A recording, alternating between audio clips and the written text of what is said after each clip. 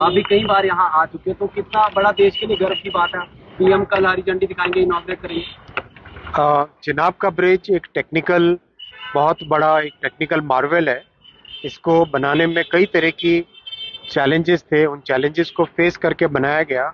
आप इसके technical parameters को अगर देखें तो इस ब्रिज का डिज़ाइन 260 किलोमीटर प्रति घंटा wind speed, 260 kilometre per hour wind speed, और जो जोन 5 सिस्मिक जोन के हिसाब से उसका डिज़ाइन है। यानी एक बहुत ही कॉम्प्लेक्स प्रोसेस से इसका डिज़ाइन किया गया है। इसकी फाउंडेशन देखो, अगर आप फाउंडेशन फुटबॉल फील्ड के आधे के बराबर है। 30,000 टन स्टील लगा है इसमें। तो ये बहुत ही कॉम्प्लेक्स है और दुनिया का सबसे ऊंचा रेलवे आर्च ब्रिज है ये। अंजी ब्रिज भी अपने आप में बहुत ही एक महत्वपूर्ण ब्रिज है। केबल वाला ब्रिज बनाना, हाईवे में केबल के ब्रिज कई जगह बने, रेलवे में केबल का ब्रिज पहली बार बनाया। इसका कारण है, रेलवे में लोड बहुत होता है, गाड़ी हैवी होती है। ट्रक तो ज़्यादा से ज़्यादा कहो तो 35 टन 40 टन की होती है, लेकिन ट्रेन बहुत हैवी होती है, 4,000 टन की भी होती है। इसलिए जनरली केबल वाला ब्रिज रेलवे में नहीं बनाते। यहाँ पर एक स्पेशल डिज़ाइन के साथ बनाया गया है, क्योंकि नीचे पियर्स यानी पिलर बनाने के लिए वहाँ पे जगह नहीं है। इसीलिए केबल स्टे और आर्च ब्रिज बना के एक टेक्नोलॉजी के एक बहुत ही महत्वपूर्ण बना है। साथ ही साथ एक और इम्पॉर्टेंट पॉइंट है, जो टनल्स बनी अपने, आप देखो ये कटरा से बनिहाल अगर हम देखें, इस सेक्शन का 111 किलोमीटर है। इस 111 किलोमीटर में से 97 किलोमीटर टनल्स, 111 में से 97 किलोमीटर टनल्स। और ये जो टनल है ये हिमालय के स्पेशल टोपोग्राफिकल एरिया में बना है। इसकी जियो टेक्निकल कैरेक्टरिस्टिक्स बाकी जगह से अलग है।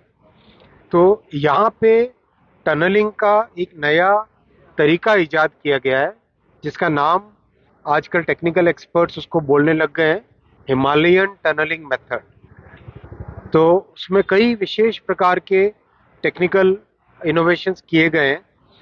तो वो भी एक अपने आप में भारत के लिए बहुत बड़ी उपलब्धि है।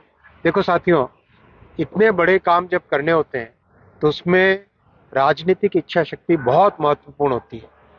आपने देखा 2004 से 2014 वाला जो पीरियड था, उसमें प्लेन एरिया में तो बना, लेकिन डिफिकल्ट एरिया में कोई काम उस वक्त हाथ में नहीं लिया गया। प्रधानमंत्री श्री नरेंद्र मोदी जी ने राजनीतिक इच्छा शक्ति दिखाई, टेक्निकल लोगों को मार्गदर्शन दिया, सपोर्ट किया और दृढ़ इच्छा शक्ति के साथ काम हाथ में लिया।